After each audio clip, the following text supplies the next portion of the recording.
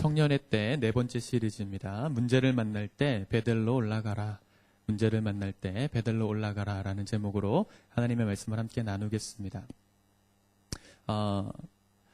대부분의 사람들이 성경 통독 요새는 많이 안 하는 것 같습니다. 저는 고3 때까지 한 10번 정도 읽었는데 우리 청년들은 지금 일독 이상 한 친구 혹시 있어요? 나 성경 한 번이라도 읽은 것 같다. 통독. 할렐루야. 네. 이럴 때 자신 있게 드는 겁니다. 네. 언제 자랑하겠어요, 이런 걸로.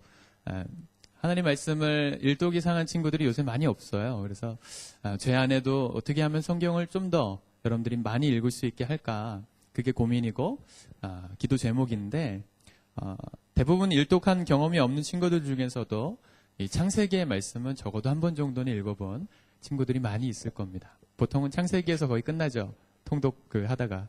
그렇기 때문에 우리에게 많이 친숙한 본문이죠. 이렇게 친숙한 창세기를 읽다 보면 대표적인 주인공 3명을 만나게 됩니다. 바로 아브라함, 이삭, 그리고 야곱으로 이어지는 할아버지부터 손자까지 이어지는 집안의 이야기이죠. 저는 성경에서 우리를 가장 많이 닮은 인물이 누굴까라고 굳이 한 명을 뽑으라고 한다면 저는 야곱을 뽑고 싶어요. 솔직히 말해서 요셉이나 다니엘이나 다윗 같은 이런 영웅들은 좀 우리랑 좀 레벨이 좀 다른 것 같지 않습니까? 우리 그들의 삶은 조금 멋있긴 한데 나랑은 좀 거리가 있는 것처럼 느껴지지만 오늘 야곱은 말이죠, 우리와 참 많이 닮은 인물이에요. 재미있는 것은 이 창세기의 대표적인 주인공 3인방 중에 이 야곱의 이야기가 가장 많이 적혀 있습니다. 25장부터 50장까지 아주 창세기의 절반 이상이 이 야곱에 대한 이야기로 가득 차 있어요. 왜 그럴까? 저는 그것이 야곱의 인생을 통해서 하고자 하시는 하나님의 메시지가 그만큼 많기 때문이라 생각합니다. 야곱의 삶을 통해서 만났던 하나님의 이야기가 곧 우리 삶 가운데 만나게 되는 하나님의 이야기와 별반 다르지 않기 때문일 것이다 라는 생각이 드는 것이죠. 여러분들 야곱을 아십니까? 야곱. 그 이름은 야곱이었죠. 야곱으로 출생했던 이름. 이름의 뜻이 잘 아시다시피 발꿈치를 잡은 자라는 뜻이에요. 이게 무슨 뜻인가? 그 당시 표현으로 하면 이게 이제 사기꾼, 이런 도적질하는 사람, 거짓말쟁이, 이런 뜻을 가진 이름이죠. 예전에 쓰던 말로 좀 표현하면 한마디로 이름이 좀 파한 그런 이름이었던 거예요. 기억 안 나시죠? 별로 한 7년 전에 유행하던 건데 파한 그런 이름이었어요.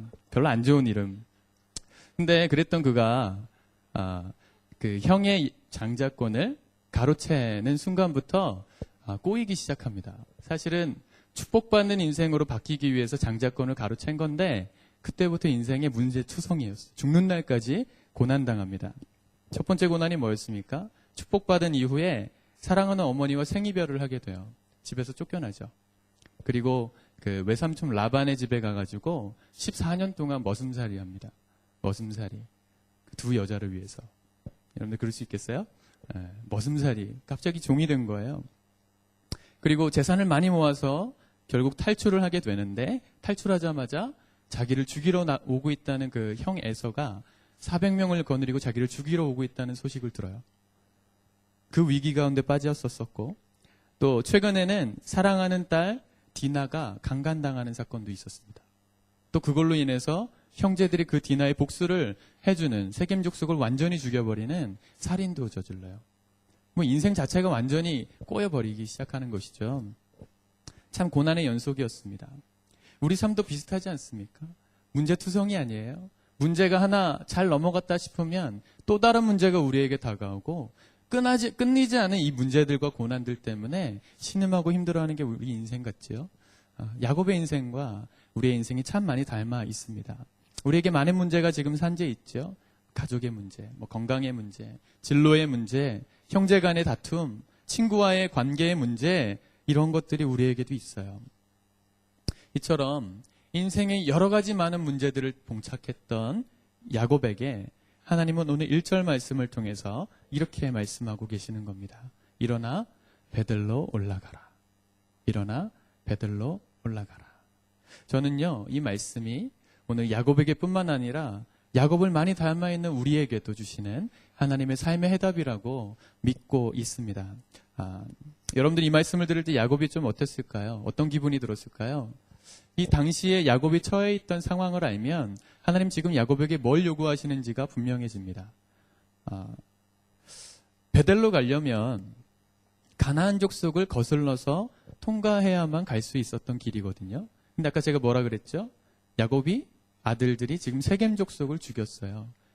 다 죽였던 사건이 방금 전에 있었어요. 이 세겜 족속은 가나안 족속 중에 하나였습니다. 그래서 그 세겜 족속과 동맹 관계에 있었던 다른 족속들은 이 야곱의 이야기를 들었던 것이죠. 그래서 자기와 동맹을 맺었던 세겜 족속과 동맹을 맺었던 다른 족속, 할렐루야. 고맙습니다. 족속들은 야곱의 이 일가가 다가온다는 소문만 들리면 칼을 차고 언제든지 뛰쳐나가 전투를 하려고 했던 그런 분위기였단 말이죠. 그런 상황에서 지금 베델을 올라가야 하는 거예요. 그들을 지나서.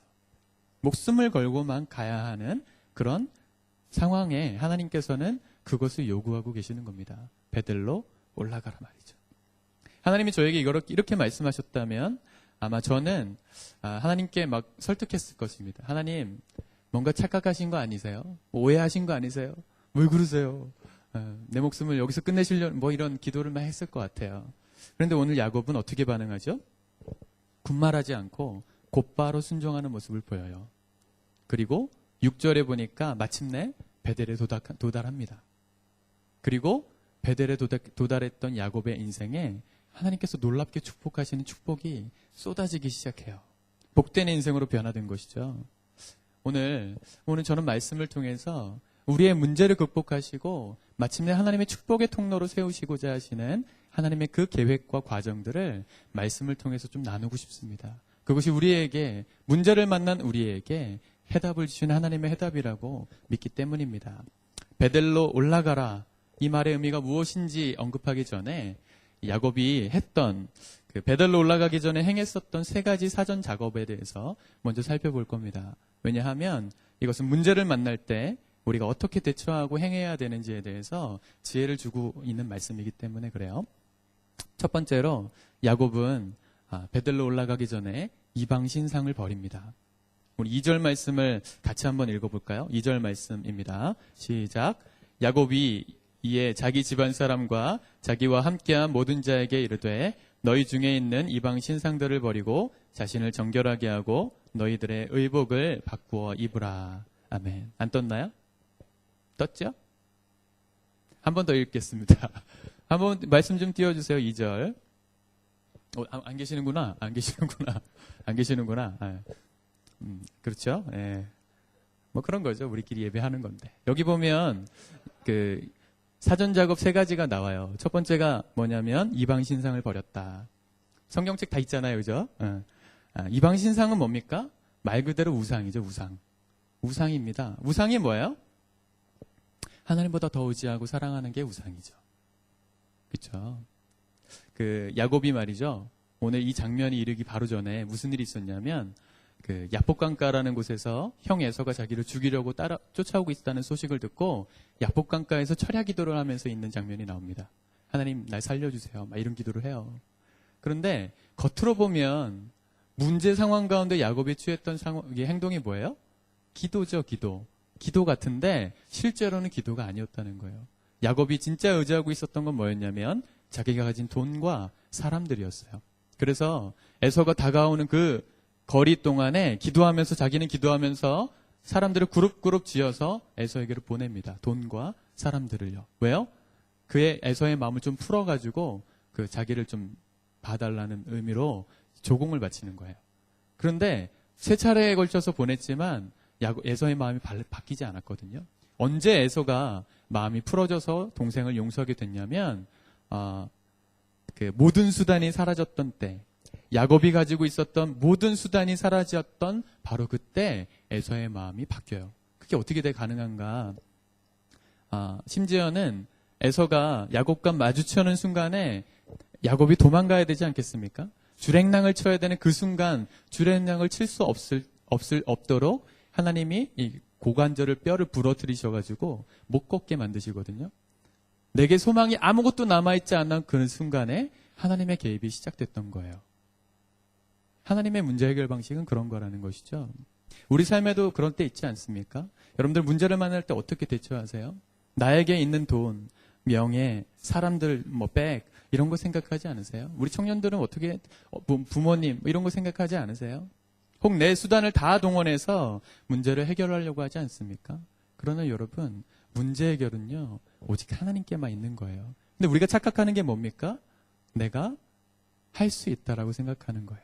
하나님보다 더 의지하고 있는 것이 사실은 내게 있는 것이죠. 그게 우상이라는 겁니다. 이렇게 말하면 이렇게 반문하는 친구들이 있을지도 모릅니다. 난 하나님만 섬기는데요. 나는 우상 안 섬기는데요. 나는 제사 드릴 때도 절 안 하는데요. 나 우상 섬긴 적이 없어. 하나님만이 나의 신이십니다. 라고 말하고 있는 친구들이 있을 수 있겠어요. 그 펜인가 제자인가 그 책의 저자인 카인 아이들만이라는 사람이 두 번째 책 거짓 신들의 전쟁이라는 책을 썼는데 거기서 이렇게 말합니다. 한번 들어보세요. 우상 숭배가 단지 신상을 만들고 그 앞에 절하는 것에 관한 것이 아니라면 어떻게 할 것인가? 우리가 신상 앞에 무릎 꿇고 절하지 않을지는 몰라도 우상 숭배가 나의 헛된 생각, 돈, 일정표와 그리고 인터넷 검색 엔진 그것 앞에 우리가 무릎 꿇고 절하는 것이라면 어떻게 할 것인가? 당신이 지금 떨쳐버리기 위해서 애쓰고 있는 모든 죄, 극복하기 위해서 발버둥치는 낙심스러운 상황들, 심지어 당신의 삶의 목표와 의미가 결여되어 있는 것조차 우상 숭배로 인한 결과라고 말한다면 어떻게 할 것인가? 우상 숭배라는 렌즈로 우리 삶을 바라볼 때 지금 전쟁이 벌어지고 있는 것이다. 지금 신들은 전쟁 중이다. 그 신들은 당신 마음의 보좌를 차지하기 위해서 맹렬히 싸우고 있다. 이렇게 말해요. 겉으로 보이는 어떤 신상을 섬기는 게 우상 숭배가 아니라는 것이죠. 21세기에는. 내가 하나님보다 더 사랑하고 의지하는 것들, 모든 것이 우상 숭배예요. 이번 한 주 동안 여러분 하나님 얼마나 생각하셨습니까? 내가 하나님보다 더 생각하는 것, 그게 우상이에요. 우리는 그걸 의지하고 있어요. 이번 주에 구글링 얼마나 하셨습니까? 많이 하셨나요? 구글링 몰라요? 구글 아시죠? 구글 검색하는 걸 구글링이라 그러죠. 얼마나 하셨습니까? 네이버 검색 얼마나 하셨습니까? 우리 그 김동일 집사님이 그 네이버에 우리 교회 그 동영상, 설교 동영상들이 이렇게 링크를 걸어주셨더라고요. 그래서 이렇게 볼 수 있도록 너무너무 감사하죠. 이제 더 잘 해야 됩니다, 설교를. 얼마나 많은 것들이 우리를 하나님보다 더 의지하게 만들고 있습니까? 그게 우상이에요. 문제 앞에서 하나님이 오늘 야곱에게 요구하셨던, 야곱에게 결단시키셨던 첫 번째 모습이 뭡니까? 하나님보다 의지하던 우상들을 버리는 것. 그게 첫 번째 모습이었다는 거예요. 여러분들 마음속에 우상이 없어요? 여러분들이 섬기고 있는 진짜 신은 누굽니까? 하나님이에요? 아니면 다른 신이에요? 그것을 버릴 때 하나님의 역사는 시작되는 겁니다. 두 번째로 야곱은 자신을 정결케 했습니다. 오늘 여기 보면 야곱이 자신을 정결케 했다 그렇게 말해요. 야곱의 두 손은 아주 거칠어진 손이었을 것 같아요. 삶의 생애 동안 수많은 문제들을 봉착할 때마다 힘겹게 싸우면서 걸어왔던 삶이었기 때문에 그의 손은 아주 거칠었을 것 같아요. 그런데 그의 손에 지금 피가 잔뜩 묻어져 있습니다. 왜요? 얼마 전에 세겜 족속이 죽었거든요. 내 아들들이 그들을 죽였기 때문에 그 죄는 나의 죄와 다름없어요. 그 살인죄를 회개하는 작업을 야곱이 했다는 거예요. 우리도 마찬가지죠. 삶의 문제가 생길 때 말이죠. 우리 스스로를 점검해야 돼요. 이것이 나의 죄로 인한 것은 아닌지 말이죠. 내가 지은 죄, 아무렇지도 않게 내뱉은 거짓말, 다른 사람들을 무시하는 말, 내 마음속에 품고 있었던 간음인 음욕, 이런 것들이 오늘 내 삶의 문제를 일으킨 원인은 아닌지 회개해야 된다는 것입니다. 제가 청년들을 대할 때마다 청년들이 빠지는 가장 심각한 죄가 한 가지 있다는 걸 깨달아요. 그것은 바로 게으름입니다. 게으름. 저도 그랬고, 저도 청년 때 참 게을렀거든요. 여러분들 어떠세요? 게으름, 난 게으른 사람인가? 게으름이 뭔 죄인가? 그냥 습관이지. 생각할지 몰라도 우리 안에 이 게으름 때문에 청년의 시기에 대부분의 문제들이 발생하는 거 아십니까? 취업의 문제, 진로의 문제, 이성의 문제, 관계의 문제, 거의 다 게으름 때문에 생겨요. 우리 삶 가운데 이런 죄로 인한 문제가 없었는지를 돌아보아야 한다는 거예요. 그리고 나를 회개하면서 정결케 할 때 우리 앞에 놓인 문제들이 해결되기 시작하는 거예요. 세 번째 모습은 뭐였죠? 의복을 바꾸는 겁니다. 의복을 바꾸라. 의복이 뭘까요? 의복은 그 사람의 신분을 나타내 주는 거거든요. 여러분들 요새 진짜 사나이 보십니까? 진짜 사나이? 재밌죠? 예비역들은 정말 재밌지 않습니까? 현역들은 별로 이게 군대면 안 가고 싶다 이러지만 군대 안 갔다 온 친구들은 그죠? 예비역들은 군대 이런 게 군대구나. 저도 정말 깔깔거리면서 봐요. 참 재밌어요. 10년 전과 바뀐 게 없구나 이런 걸 많이 느껴요. 군대 입대하면 제일 먼저 하는 게 뭐예요, 여러분? 네? 군대 가면 제일 먼저 하는 게 뭘까요? 사회에서 입고 왔던 옷을 벗는 거예요. 그리고 군복을 갈아입는 거예요. 왜 그렇게 합니까? 이젠 당신은 더 이상 민간인이 아니고 이제 당신은 나라에 소속된 군인이라는 거예요. 저 때는 하루에 300원 받는 일꾼이라는 의미였어요. 한 달에 월급이 9,900원이었거든요. 하루에 300원 받은 거죠. 그게 군인이었다는 거죠. 지금 야곱이 의복을 갈아입고 있다는 거에 주목하셔야 해요. 내 신분이 오직 하나님께만 속한 사람이라는 것을 공개적으로 보여주고 싶었던 겁니다. 야곱은 말이죠. 내가 하나님 앞에서 내가 누구인지를 분명하게 인식하는 것, 그것이 바로 오늘 우리가 문제 앞에서 우리가 취해야 될 자세라는 겁니다. 성경은 말입니다. 우리의 신분에 대해서 아주 자세하게 말해요. 예수님께서 사복음서를 통해서 우리를 향하여 너희는 세상의 소금과 빛이야. 그렇게 말씀하셨어요. 고린도전서를 통해서 이전 것은 지나갔고 너희는 새롭게 된 피조물이야. 고린도후서를 통해서 말씀하세요. 에베소서를 통해서 전에는 어둠이었지만 이젠 주님 안에서 빛의 자녀다. 우리를 그렇게 말씀하세요. 사랑하는 여러분, 청년들, 여러분들은 하나님 앞에 어떤 사람들입니까? 여러분들 문제를 만날 때 우리가 그걸 분명히 해야 해요. 내가 하나님 보실 때 어떤 사람인지를 분명히 할 때 우리는 비로소 문제 해결을 위한 배달로 올라갈 마지막 준비를 마치게 되는 것입니다. 이렇게 이방 신상을 버리고 나를 정결케 하고 의복을 바꾸고 나서 배달로 올라갔던 야곱의 삶에 놀라운 축복이 부어지기 시작합니다.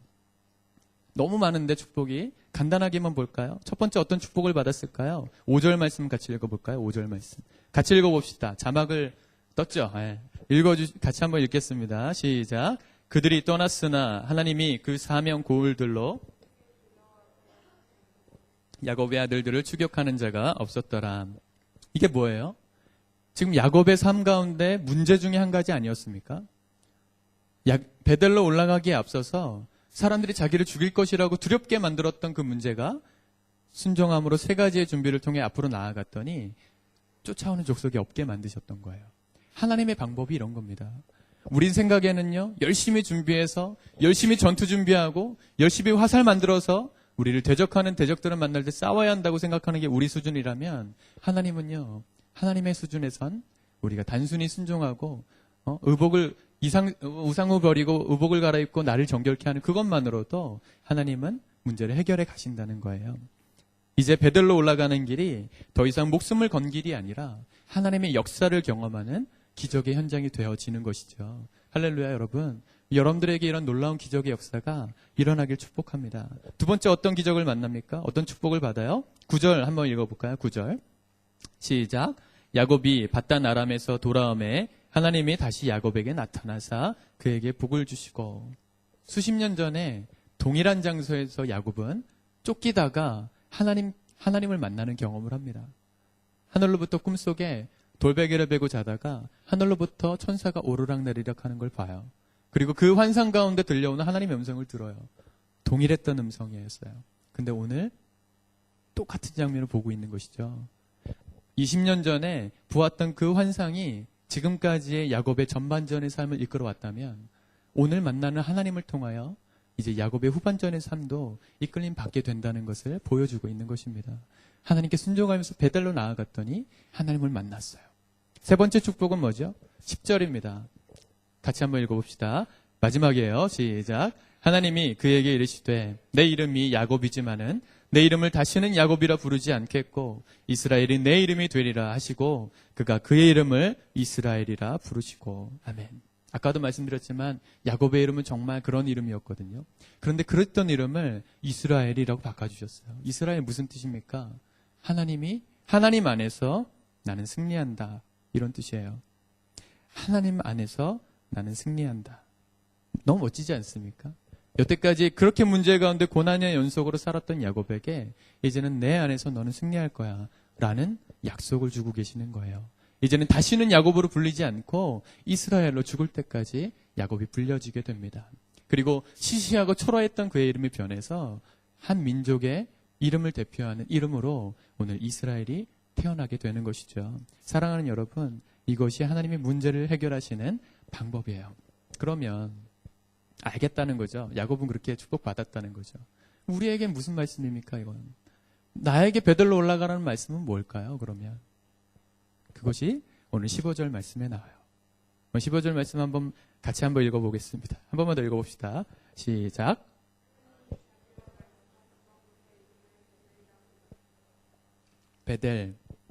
베델로 올라가라. 이 말의 의미는 베델이라는 것은 야곱이 하나님과 만나 얘기하던 곳입니다. 그러면 우리에게 베델은 무엇일까요? 오늘 내가 하나님과 동행하는 모든 순간순간이 베델이라는 거예요. 사랑하는 여러분, 문제를 만나셨어요? 오늘 하나님을 만나셔야 된다는 거예요. 내 삶이 하나님과의 동행하는 삶으로 나아가는 것이 베델을 경험하는 방법입니다.